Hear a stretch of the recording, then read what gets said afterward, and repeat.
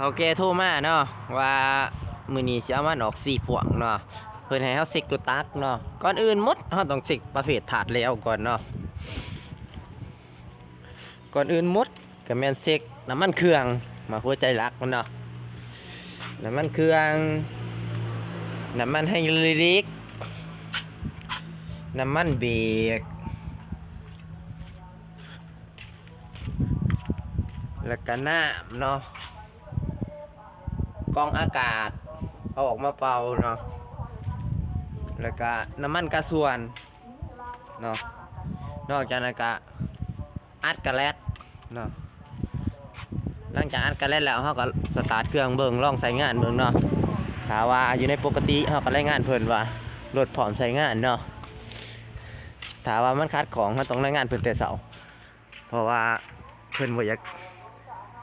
เสียเวลาเนาะถ้าว่าคัดของเขาต้องแจ้งเพิ่นก่อนชั่วโมงหนึ่งเพื่อสิไม่ให้สร้างมาซ่อมแปลง